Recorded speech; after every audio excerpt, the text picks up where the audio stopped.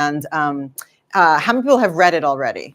So I know just in terms of spoilers. Okay, so that's like there's like 20 to 30% who have, so I'll be gentle. Yeah. But I do recommend for those of you who have read it, I've been a long time fan of this wonderful writer. He has a wonderful backlist as well, which I can wholeheartedly recommend. As I've been a fan since The Gifted School, and I actually had a shelf here in which I think my shelf's gone, which I'm going to talk to somebody about that.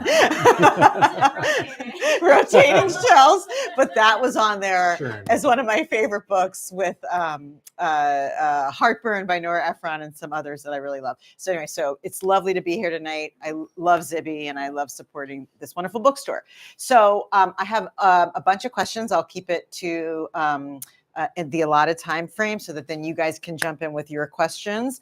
But this book, the writing captures you right from the get-go for those of you that haven't read it. So I thought maybe we would start by, if it's good with you, if you would start by reading a paragraph or two from the book that you love by way of introduction, and maybe tell us how you would introduce the book. I'm going to go back to where the book came from and all that stuff. But. Yeah. Okay. So the book is a story. It's a family drama. A suspenseful family drama about moral reckoning in the age of artificial intelligence. And the premise, the setup is a family of 5 is on its way to a lacrosse tournament in the eastern shore of Delaware. They're in a minivan. The son, Charlie, apple of his parents' eye, 17 years old, he's at the wheel, but he's not driving. The car is in self-driving or semi-autonomous mode. Charlie's dad, Noah, is sitting in the passenger seat and banging away on a client memo. In the back seat are Charlie's 2 little sisters just on their phones, as tweens often will be found in a minivan. And then Charlie's mom and Noah's wife, Lorelei, is sitting behind Charlie, just working in her notebook on a conference paper. So Charlie is at the wheel, but he's not driving the car. And the family have this awful accident.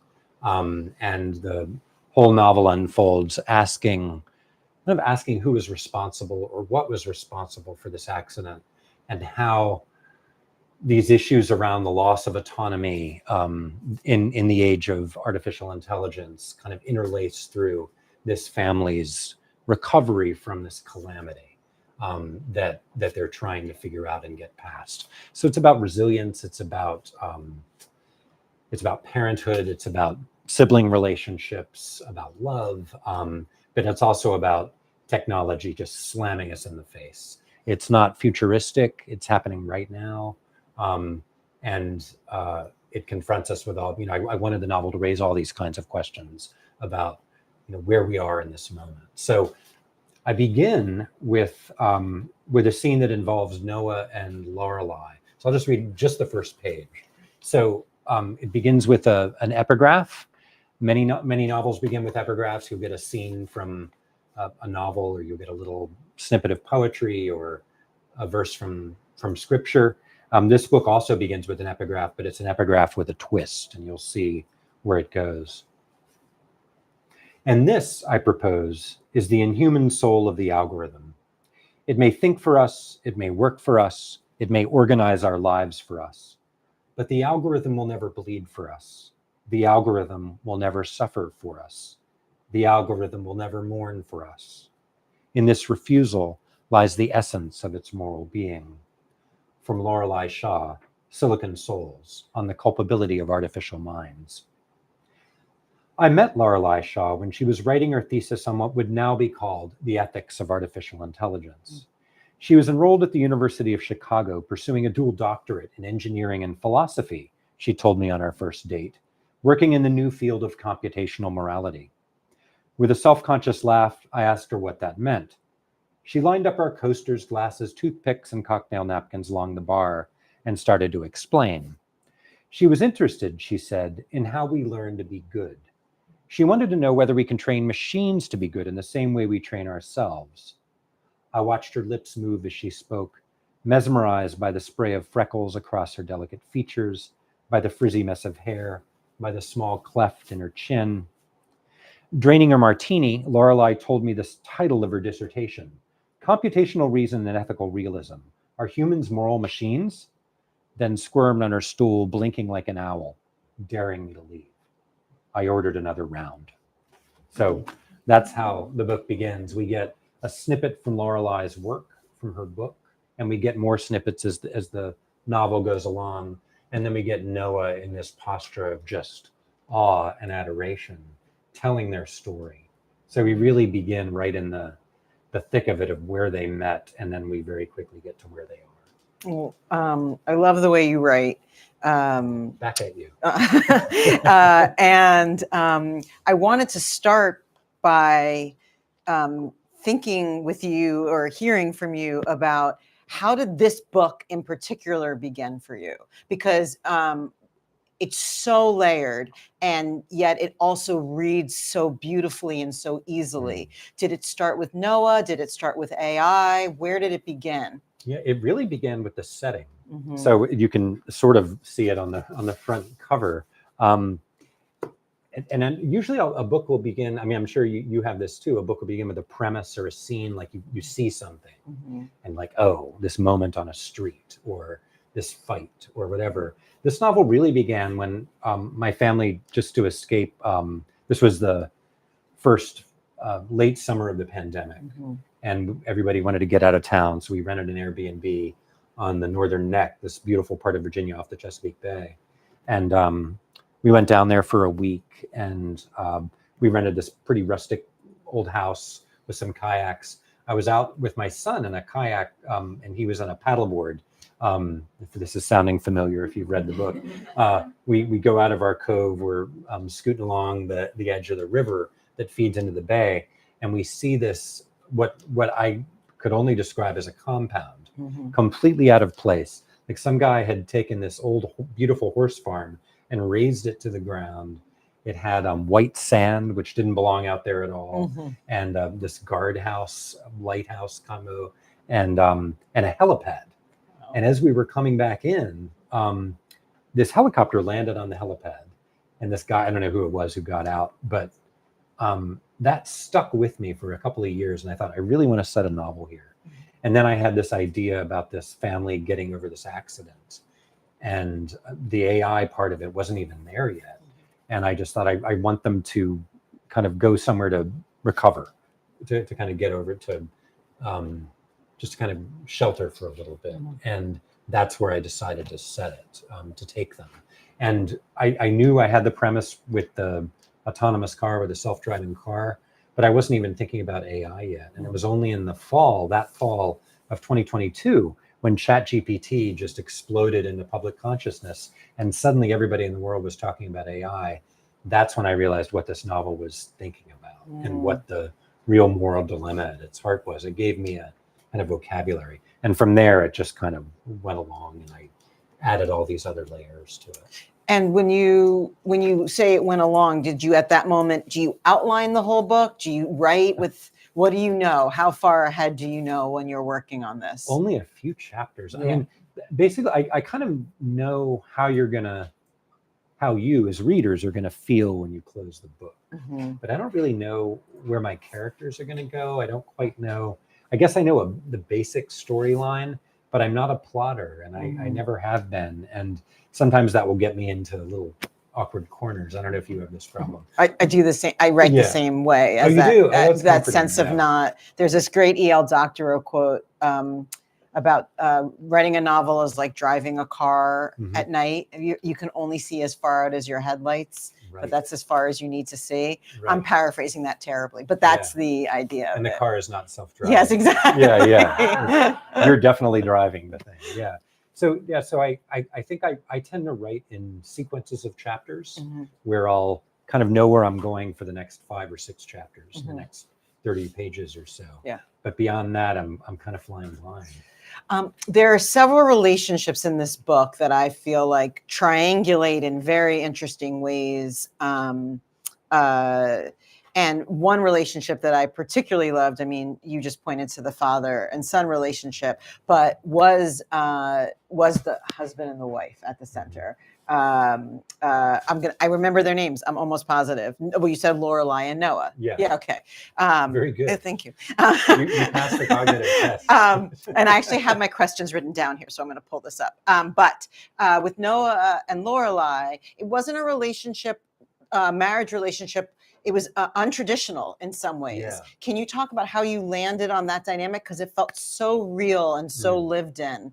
And did you know going in, when you were saying you don't know a lot about what your characters are going to go, did you know that you wanted that to be their dynamic? No, I really didn't. Mm-hmm. And I my characters often start out as these very hazy people, right? They're just kind of figures in the mist. And I can't just sit with one because who was I? Oh, I was in a panel the other day at a book festival with a writer who was talking about like figuring out one character from the ground up completely before he moved on to the next. And I can't do that. For me, they have to exist in community. And it's, I kind of, they start coming out of the fog when I figure out who they love, why they love them, who they can't stand, who irritates them, right? So it's this kind of relational activity. And as they cohere, they become more solid. And then I really can start figuring out who they are.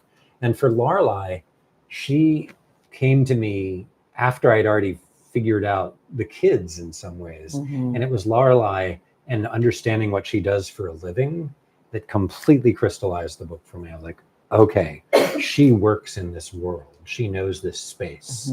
And then I became just completely obsessed with her character and her background and her writing. You know, I wrote big chunks of her book. You get only about 8 or 9 little snippets of them in the novel. And there's kind of darkly philosophical takes on the morality of AI and where we're going and the dilemmas we're facing. But I wrote many thousands of words of her book just to get a feel for her mind and distilled them down into little essences.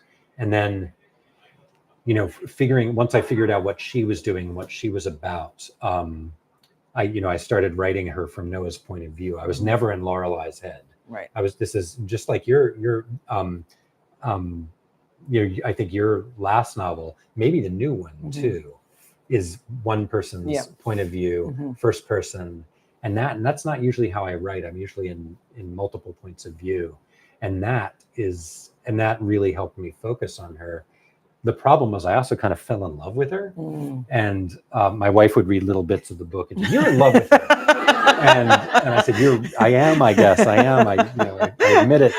And I just, their relationship just became this obsession. And you're right about how untraditional it is in many ways. Noah is, good guy, kind of, mid-range lawyer, right? And he's aware of that. He's aware of Lorelai as this kind of spectacularly brilliant MacArthur Genius winner. And he kind of suffers the scorn of Lorelai's family, especially we see her sister. Yeah. So his sister-in-law, Julia, who's the dean of the law school at Penn, right? And is just always just condescending towards Noah. And he can really feel that. Yeah. Well, what's so interesting is you approach everyone with such empathy. It feels to me like, that when I also am talking about how untraditional it is, it's not resentment in the traditional way, almost like you feel how much he's in love with her. There's just something very interesting about that dynamic.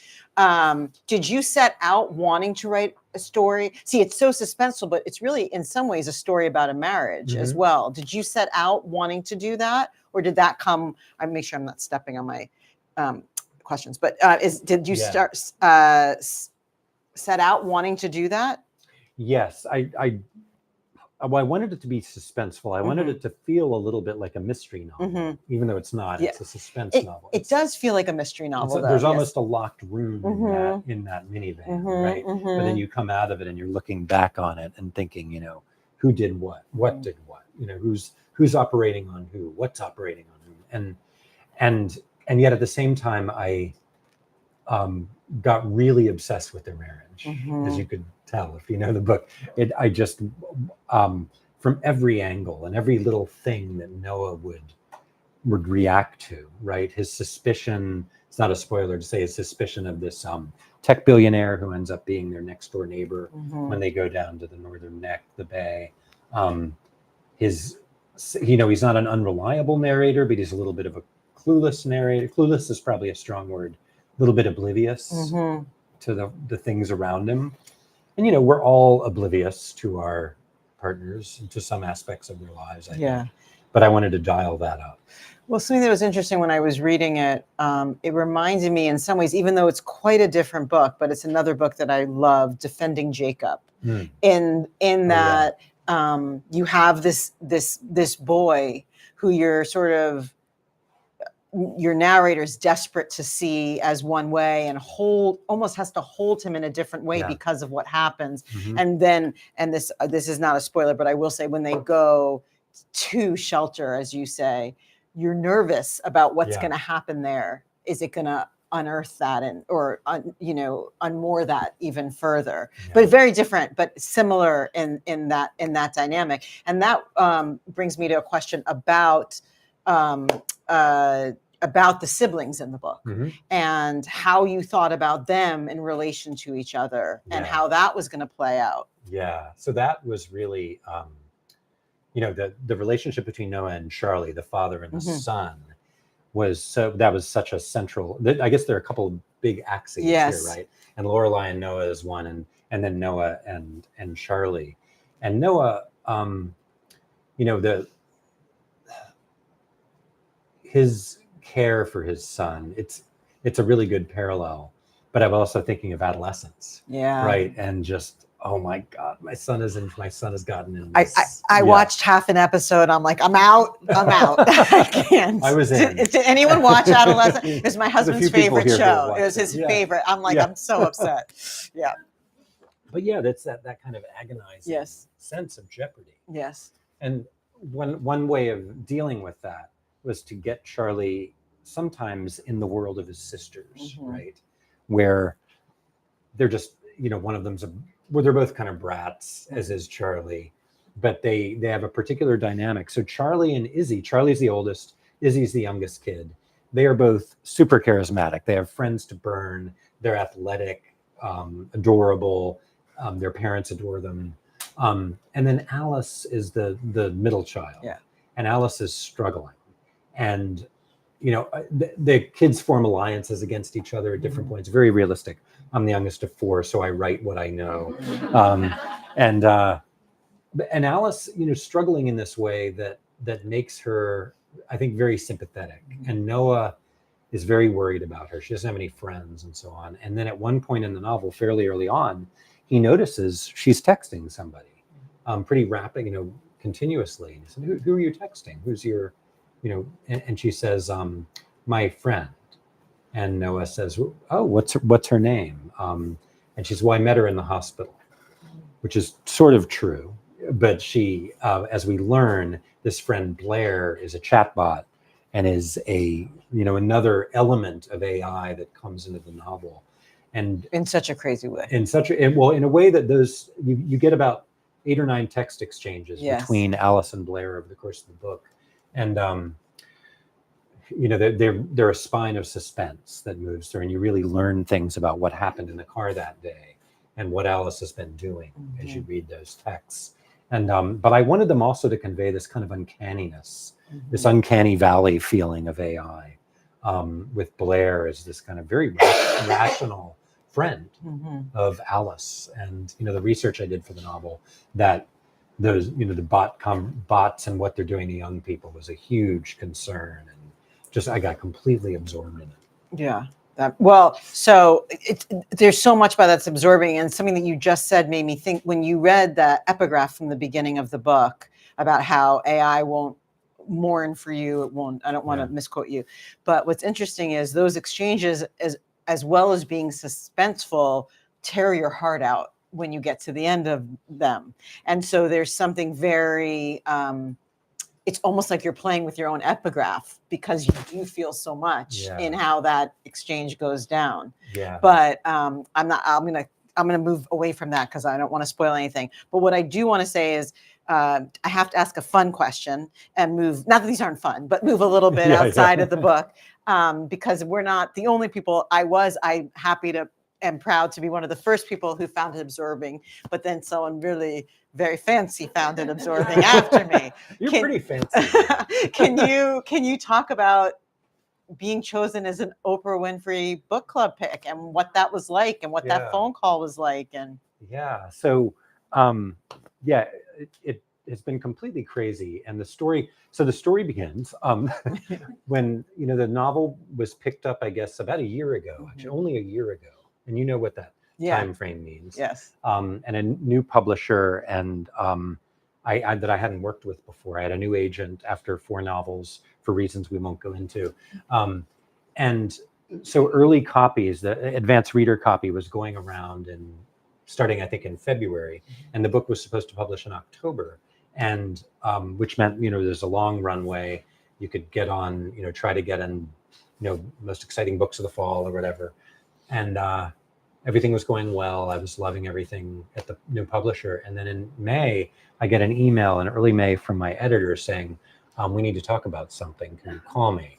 I was like, oh my God, what did they discover about me? So I call and she says, look, it looks like we may need to bump publication to July. And you know how this, it's supposed to be in October. It's like, what? It's May. We don't have any chance to get on any lists of anything. Are there even going to be reviews? What is going on? My heart is just sinking. And I say, what's going on? And she said, there's just some things going on. And there's a lot of things with scheduling of other titles. She was kind of stumbling. I call my agent and she goes, what? So she calls the editor and then calls me and says, there's some things going on. And, I'm like, what? And I have no suspicion of what's going on. I'm very upset. And the editor also emails and says, there's a couple of dates. Can you be out of town? Can you go on some trips in this date and this date? We're going to do some pre-publication publicity things.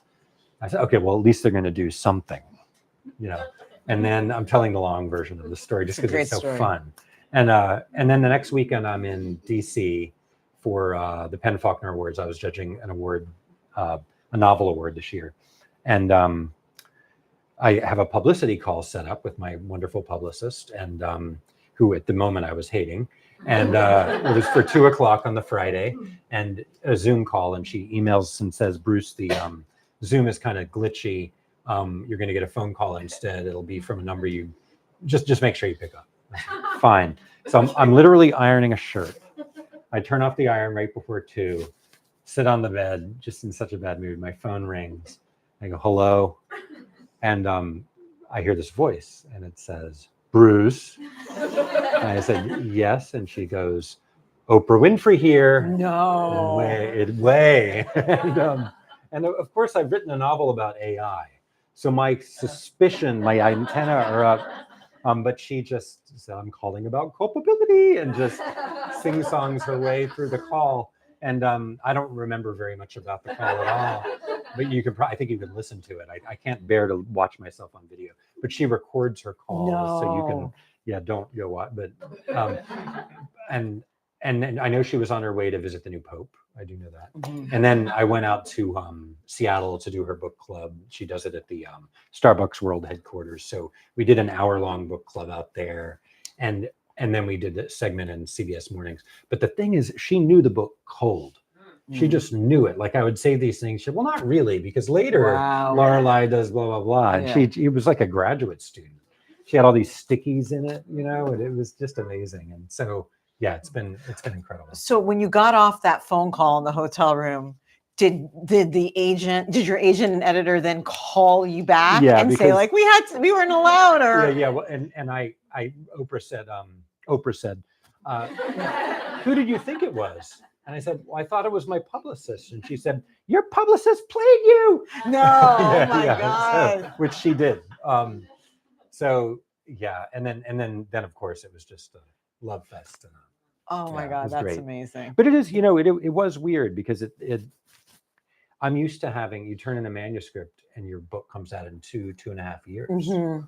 right? And so this was just a very different experience. It's felt like this massive wave just hitting me, and just completely sweeping everything away, and it's been nuts. Well, I have two questions then about that, and then I will stop. Question one is, how is that impacting your writing now, or what are you working on now? Yeah. And then the other Well, one. the answer is, the problem is I keep talking about these people, and it's really hard for me to Yeah. get into my new people. Yeah. It's difficult. I've never had this. I mean, it's not, I wouldn't call it writer's block, but I would call it just, it's slow. Yeah. And I have to have a certain kind of mental space Mhm. to get into my writing. And at the moment, it's just been tough the last few months.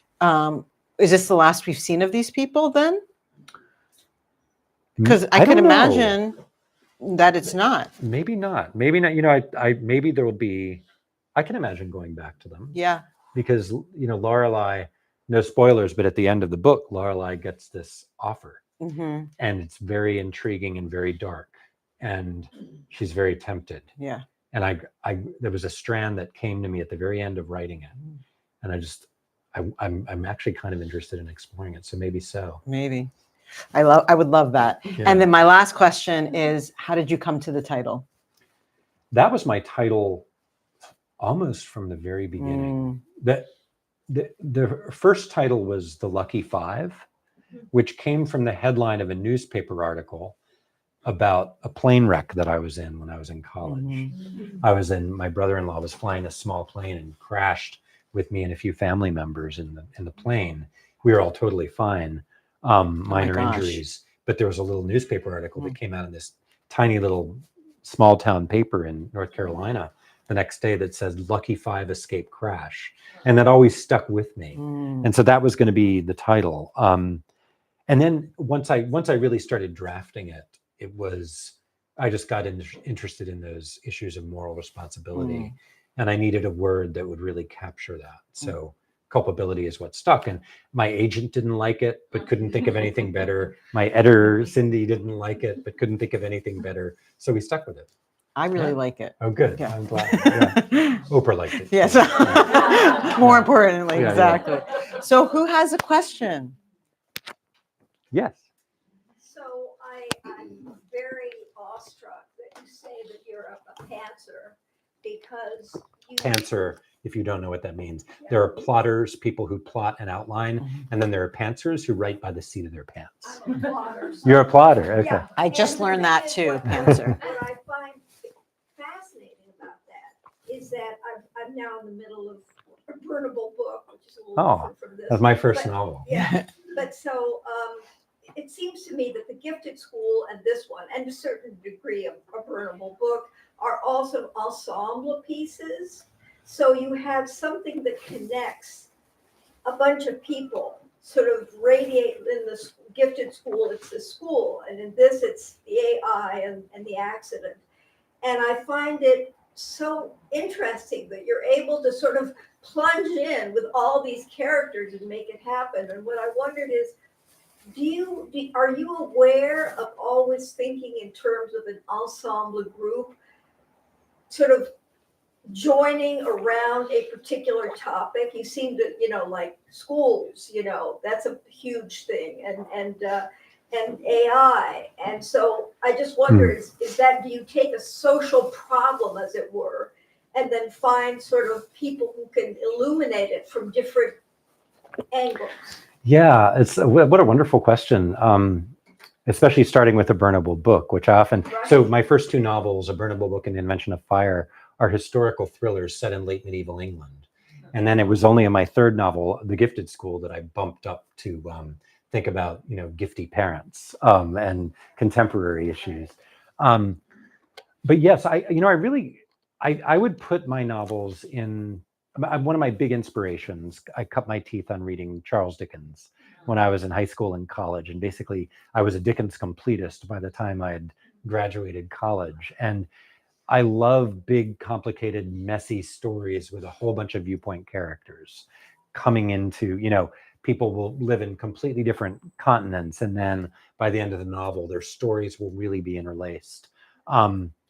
and so I think that that is, and I also, in my day job, I teach medieval literature at the University of Virginia, and I have always been inspired by medieval narrative and stories within stories, like the Canterbury Tales or Boccaccio's Decameron or the Thousand and One Nights, where stories can relate to each other, and different characters can have different stories that take them from A to Z and They're all come together. united. Yeah. Sort of a central. Well, and that's the challenge. Yeah, that's the challenge, is to bring all those, when you're juggling all those balls, to bring them together. And often, again, I will write myself into a corner where things just aren't working and I have to back out. I have to back the car out. Yeah. And yeah. Well, I don't know how you do it, but Oh. you know. Well, thank you very much. Yeah, thank you. Yeah. So I have a question about the mechanics of your writing. Do you how long did it take you to write, and do you have a readers group? How do you do Yeah. it? Yeah. So this took about a year, a calendar year. And I wrote it in a very different way. I'll write maybe 30 or 40 pages, then I'll give them to people. This novel, I really just kind of went in a hermit hole and wrote the thing, and from start to finish. And so I had a solid first draft in about a year. Then I gave that to readers, then maybe another 6 months, 9 months before I was ready to send it out. And I have very trusted readers that I'll send things to. One of them, it was in third person. The novel was, Noah's voice was in third person. And my friend Jim read it and said, Bruce, I'm really feeling this in first person. Well, you should just try it. And I never write in first person. And I did. And I think it made all the difference. So I have very thick skin when it comes to my writing. And so I like getting savage comments. I had an editor a while ago at Riverhead who wrote me a 15-page single-spaced edit letter, Wow. followed in the second draft by an 11-page Wow. single-spaced edit letter. Yeah. So, yeah. Questions?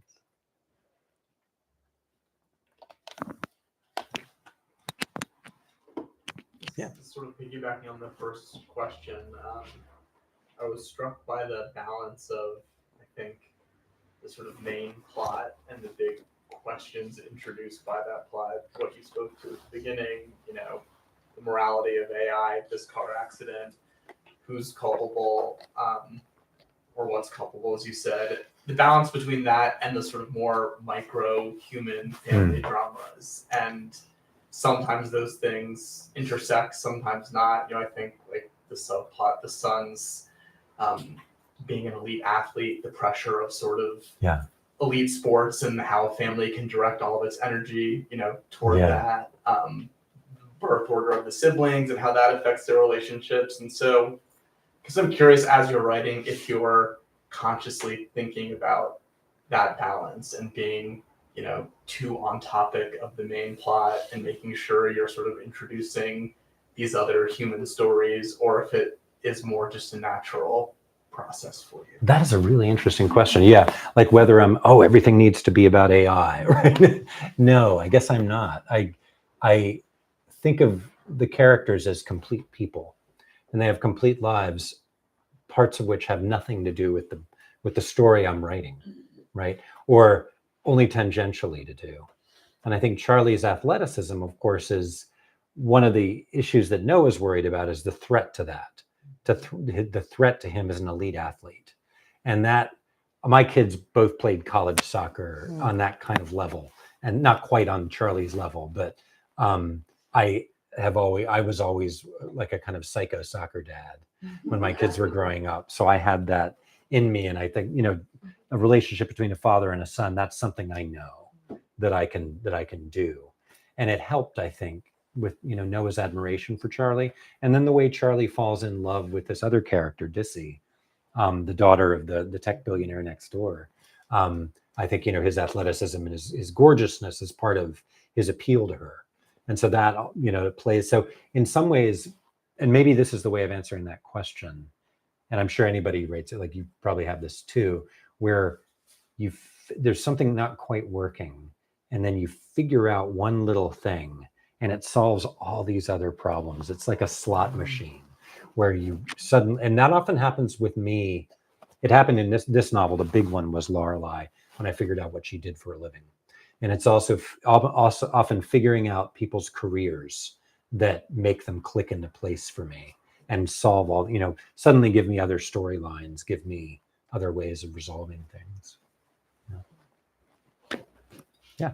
I'm curious if after living in the world and researching AI, if how you have the pieces of Lorelei's writing and the moral questions she's asking, if you, in your personal mind, you changed your opinion about AI writ large, or what happened to your thinking? Yeah, that's a tough one, because I was so ignorant when I started out. I wasn't even thinking, like I said, I self-driving cars, whatever.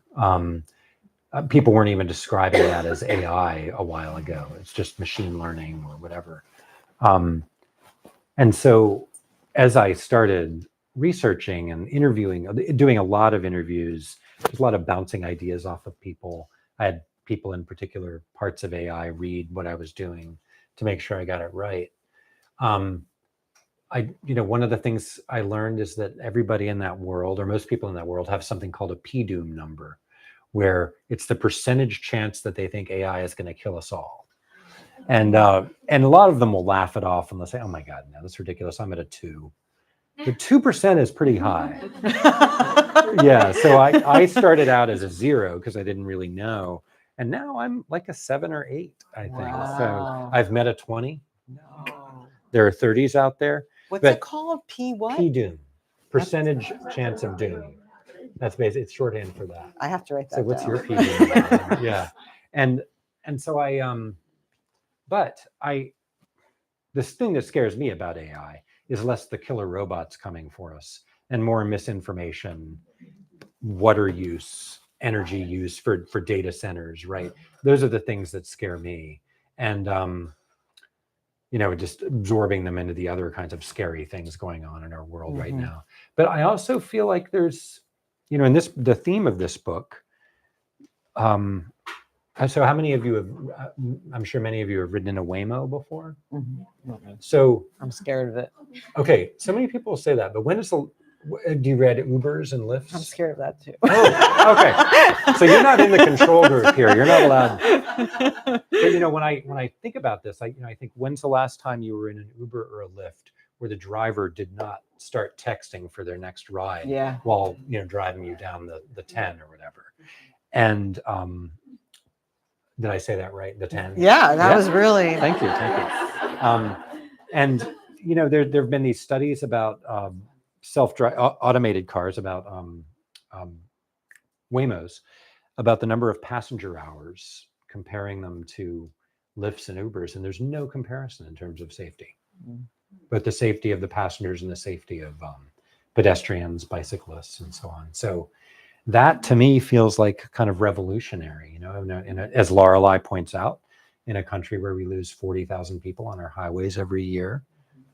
Is there a way to save those lives? And that's also AI. So I'm not, the book is not an op-ed, but it is trying to think about these issues from a lot of different angles. Oh yeah. So do you think it's like a net positive or a net negative, or just time will tell? Time will tell. It's impossible to say. I am no futurist. I am merely a medievalist and a novelist. Yeah. I was just wondering, because obviously this book sits right at the cross section of AI and family life, and sort of teens growing into young adults. All of these issues are so prevalent and centered in the book. As just as you're an academic and you're always dealing with a new class of students, how much, or if at all, was your thinking influenced or shaped in any way by conversations with your students and sort of how they're seeing all of this sort of like the brave new world in front of them, and how different that might be from 5 years ago? Yeah, it's interesting because the particular strand of AI worry around ChatGPT and large language models isn't so much a part of the book. We've got the chat bot going on. So that's part of it. But I wasn't really thinking in terms of this plot about LLMs and slop and plagiarism and all those issues. But the book is dedicated to my students, and for two reasons. One, because I always learn so much from my students, and every time I go into a class, there'll be a new reading of a passage that I thought I knew well, and so I'm always learning as much from them as they do from me. But I also dedicated it to my students because I worry about them, and I worry about the loss of writing, the gift and the craft and the magic of being able to put words together, sentences together on the page, and the slow, patient work that takes, and AI is a massive threat to that right now. It just interrupts that process, and it speeds things up in a way that is not good for our brains. Yeah. And the same is true of reading. Like I know students have admitted to me that like they'll upload the course readings into ChatGPT and say, what are 3 or 4 cool things I could say about this text? No way. Of course. Yes. Of course. Yeah, I should have thought of that. And, so, we're thinking about, as a faculty, we're thinking about this in a lot of different ways. What do we do? We're thinking about curricular time, for example. An average student who does 15 credit hours at a university is only in class 12 hours a week. Why couldn't we think about reading labs in the same way and writing labs in the same way we think about chemistry labs? Get an extra 3 or 4 hours when you're in an analog space. Maybe we bring in cookies and milk and mats, right? It's reading time. But I'm serious, like if there's a way we can just think about slowing down and stretching things out and sitting with these things, because we're, a lot of people are losing that ability to concentrate, which is not just AI, it's also just the digital world. But I think AI is exacerbating it and may also give us an opportunity to push back in a different way. Yeah. I'm on this very high horse.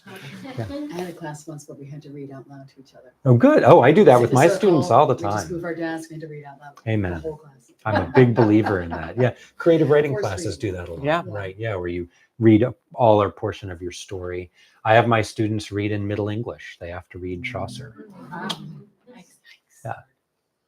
When you named the girlfriend, did you purposely do it because of the Greek mythology of it? Yeah. So this is the girlfriend. Charlie's girlfriend is named Eurydice, Dissy for short. And the answer is no. And it's that I named her Eurydice because there was this girl in high school who was the daughter of this really rich guy who lived up the road. She went to a fancy private school, but I would see her at parties sometimes, and I was a little bit obsessed with her. And I've just always loved the name. But you name a character Eurydice, and she falls in love with this one of your other characters and kind of leads him into danger. You're going to get accused of kind of being ponderous and heavy-handed. So I had to have this one scene where Alice is standing at the door watching Eurydice and Charlie putting sunscreen on each other, and Noah's there too. And Alice, the troubled middle kid, what's her name? And Noah says Eurydice, and she goes, well, that bodes well. Oh. Right. So that was the one little scene I put in there to say, and I don't know why I just didn't change her name. That was not intentional at all, but it was inevitable. So, yeah. I have a question. Yeah, Liza. This might be repetitive because Laura, you started off with this topic of looking at this almost as an examination of a marriage. And I was obsessed with that from the beginning. I mean, obviously with the plot and what happened at the beginning, I was riveted by that. But, when you were saying you're obsessed with Lorelai, so a follow-up question to all that is sort of like, did it just come to you to imbue her with this? She's this elevated, incredible woman with these, I don't know, I wouldn't call it mental illness, but she's definitely she's suffering from OCD, and she has that's part of her personality, part of her life, her challenge.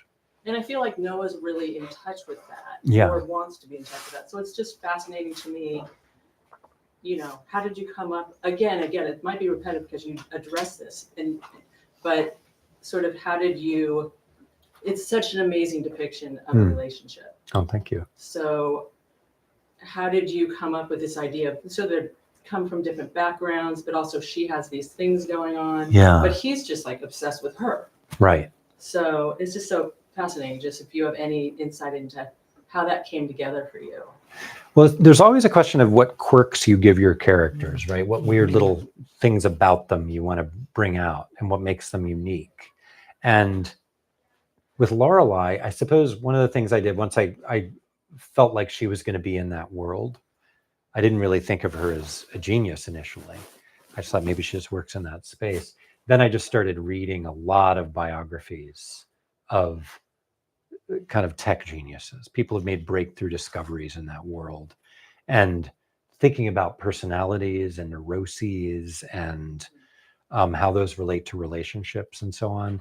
And I wanted to make Lorelai, I didn't want to make her predictable. I wanted to make her kind of larger than life, but also, unrelatable in many ways, but for Noah relatable. So Right. yeah, it was a challenge. And she was so relatable as a parent too. Yes. Yeah. because of Just what she- deeply, she spends all day thinking about safety, Yeah. right? How to make the world safer and better.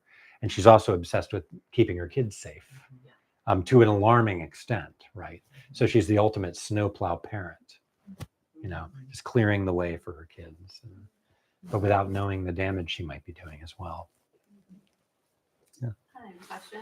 Do you get inspiration from your students? Does someone ever like say something that you're like, that would be good, I should add that, or like anything like that? Maybe not especially from my students. I get it all over the place. Like I'll often just be sitting in a coffee shop and suddenly these two people next to me will be talking and I'll open a new document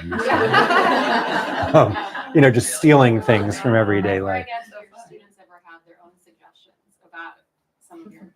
You should write this. No, not really. No, my kids do sometimes. Yeah, but not so much my students, because I don't teach creative writing at UVA. I teach on the literature side of the department, and so I don't really have that identity as a novelist in the classroom.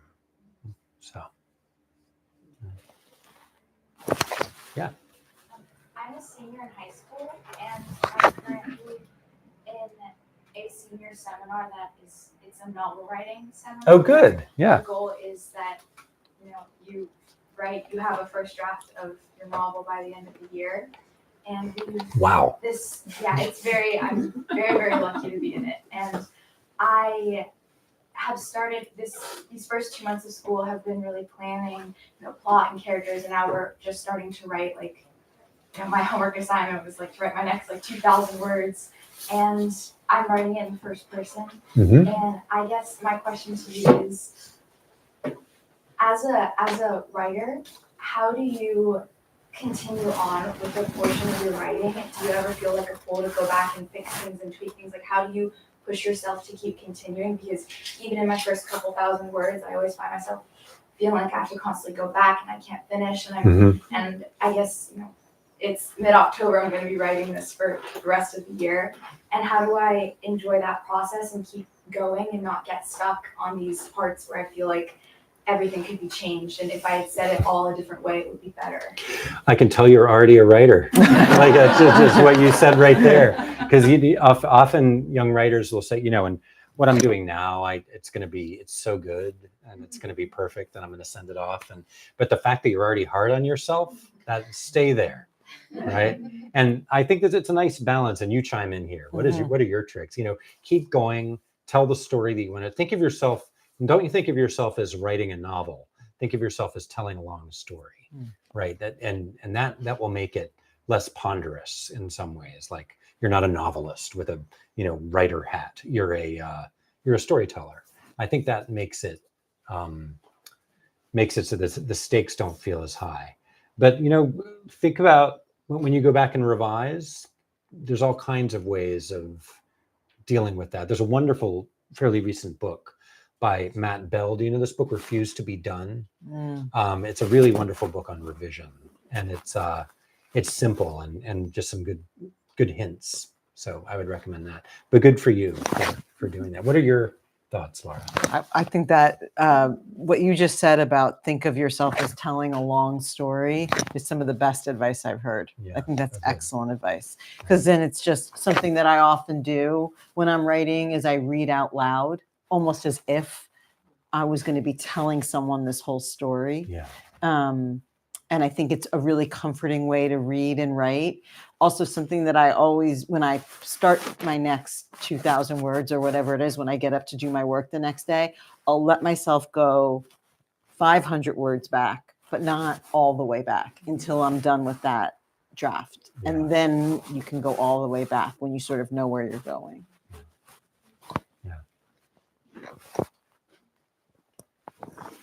Well, great. Thank. Any- Oh yeah. Oh, one more question. Yeah. Well, I already asked one question, but, and this is kind of a silly question maybe, but have you ever read Saving the Cat or Save the Cat? I've never read it. I know what you're talking about. Because I finished writing a book and I sent it off to the editor and she said, read Save the Cat. So I did, and I realized that Save the Cat is a very structured way of doing it. And I just wondered whether you just write what you're gonna write, or do you think, okay, it's 3/4 of the way through, according to Save the Cat, thus and so's, it's just Oof. all the great books, so I just wondered Yeah. whether you just kind of Yeah. instinctively you're gonna know. I'm not a formulaic. I don't like formulaic novels. I don't think I write formulaic novels. I also don't like cats. Jane Eyre, I'll read this older book that, she never read Save the Cat, but there it is, 3/4 of the way, there's this thing that changes, Interesting. Well, who am I to gain? It's yeah. No, I just don't know it, but I know it, but I've never taught from it. Yeah. Great. Well, I just want to say to you, thank you so much for the wonderful questions and for your presence. And you're a writer I've admired for so long. So thank you all so much. I was saying that, and we'll say goodnight, but he has wonderful books to sign. But, one thing that happens when you write is people always ask you what you're reading. And you never really have an answer because it's so stressful in the moment. But since I read this book, and I read it really early, I think you sent it to me in like February or March, very early. It wasn't even a galley. It was had a little yellow cover on it. That has been the book I say you have to read. It's so wonderful. He's really one of my favorite writers. So this is a pleasure. Thank you so much. Yeah. Thank you so much to both of you for your time. It actually made me want to go back to sit in class and take a lecture. Oh, good. But yeah, they are both here to sign books. We have books at the register for you to buy. And thank you for being here. And congratulations again. Thank you. Yeah.